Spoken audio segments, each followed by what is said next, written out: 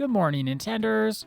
Good morning. Welcome and welcome back to Morning Intentions. Today is Wednesday, May 20th. Annette, thanks for joining me this morning. It's always great to have you here. I'm always pleased to be here with you, Ada. And not just Annette, if you're listening, thank you for joining us as well. It's always great to have you too.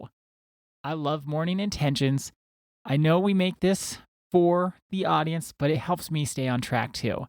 It helps me also. There's just these daily reminders, just a little bit each day. No matter what we're talking about, I think about it all through the day. I think about our intention and think about our discussion. I love it, and it helps me too.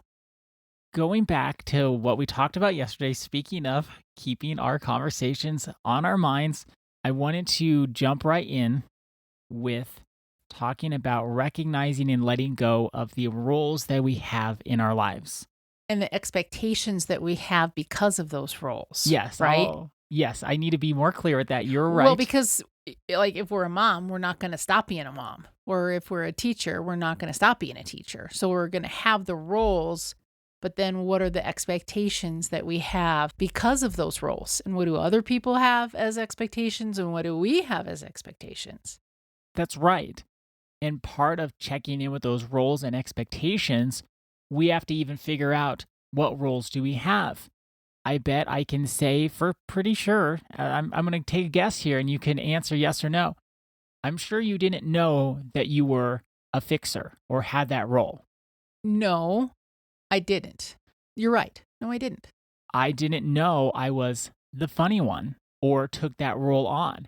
That was just the way I was. And like or you, the smiler. You know, I have been thinking about your story about how you smile when you feel uncomfortable, and even in the most scary situations, you might break out in a smile. I've been thinking about that. So I don't want to just totally redo yesterday's podcast, but how often have I looked at you, saw the smile on your face, and thought, okay, everything's okay with Ada? That is where we all have to give one another grace, and we all have to, like if you just said to me that I have to think differently about your smile, I'm not going to be able to do that instantaneously, because even when you were little, I would see that smile and I would say, oh, okay, Ada's okay. And sometimes that smile was completely genuine and I was happy and I was doing great. And then there were other times where it was automatic because I was extremely uncomfortable or scared in the situation. So how would we know the difference? Like if we love someone?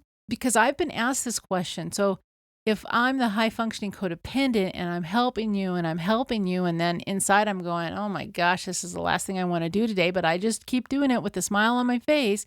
How is somebody supposed to know that, oh, they're not really liking doing this? How am I supposed to know that, oh, now this is a situation where Ada feels a little stressed and she's smiling? Like, how do you know that about other people? The only way to know is for the person to take responsibility and to speak up and say, this is what's going on. And that's really hard if they don't even know that they're doing what they're doing. That's why with these roles, we have to check in. What role do I have? What expectations have been set up, whether it's from other people, that can happen. But so many times, it's us. We set up our own expectations. So I don't want us to pass off responsibility and say, so-and-so set the expectations up for me. We also set those expectations up for ourselves. Do we need to clarify what we're meaning by expectations? I think your mom example is perfect. We all have this idea in the world of what makes a good mom. And while that might be different, a lot of the time it's the same. Being attentive to your kids, teaching them right and wrong, making sure there's food on the table, making sure they do their homework, etc., etc. I think we all have a good idea about what it means to be a good mom, at least the message the world gives us, or the message we have in our hearts. Now that role, those can all be good things, but then sometimes it gets out of hand because we sacrifice so much of ourselves and we run ourselves ragged to this completely unhealthy point in order to live up to these expectations. Or we allow certain behaviors thinking, well, okay, this is what a mom does, when inside we can just be thinking, oh my goodness, I can't take this for one more minute. But then if we would say that out loud, then we're afraid of judgment. You mean you're a mom and you can't take your kids one more minute? Well, actually, that's true. That's true. Sometimes it's true. Sometimes it is true, and that doesn't make you a bad person or that you're doing something wrong. The problem gets to be that these expectations often create the suffering that we're experiencing. We're trying to live up to them, and maybe they're impossible standards. Maybe they're impossible just for that day or that moment. And then we judge ourselves against these expectations and say, look at me, I'm a complete failure.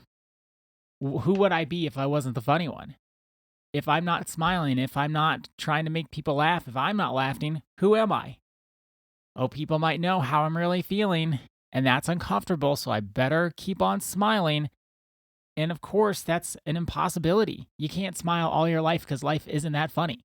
Life is pretty harsh and it's difficult, and there can be joy and there can be uplifting moments, but there are hard parts of life and there are fun parts of life, and life isn't always fun. So when I have this expectation of myself that I'm the funny one and I always have to be the funny one, I'm setting myself up for failure. Or I'm setting myself up to just act out a role that isn't going to be helpful for me or for anyone because it's not authentic. So we first have to identify what roles we've been playing.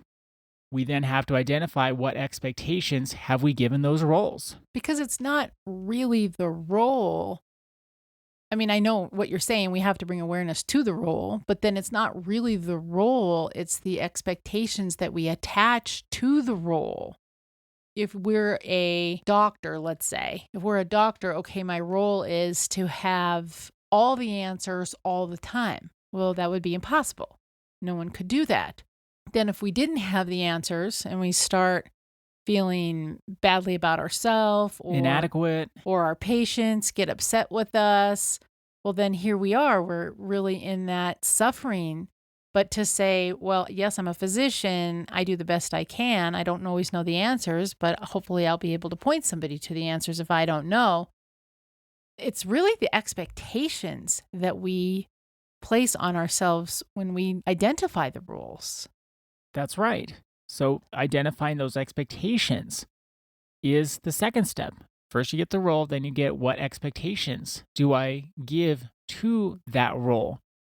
And also then the next step, the third step that is to check in with how do those expectations play out in my life?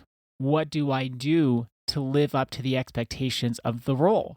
We have to realize when we attach these expectations to a role, what we're doing, whether we understand it or not, we're trying to bring some certainty and control into our lives because life can feel so out of control. If we think of someone and they're in a role, then the certainty that we're going to attach to that is, oh, they're going to be able to help me in this way, or they're going to have the answers and help me with my struggles. For me, looking at you, okay, my kid's okay, she's smiling. It brings with it this idea of some sort of control or some sort of certainty or maybe even emotional safety. And then that's where we look at it and we say, well, is this even true? Are these expectations causing the suffering? So bringing this back to the heart-led life before we have to say goodbye today, let's all get clear that living a heart-led life doesn't mean that you have absolutely no expectations, no hopes, no desires, nothing.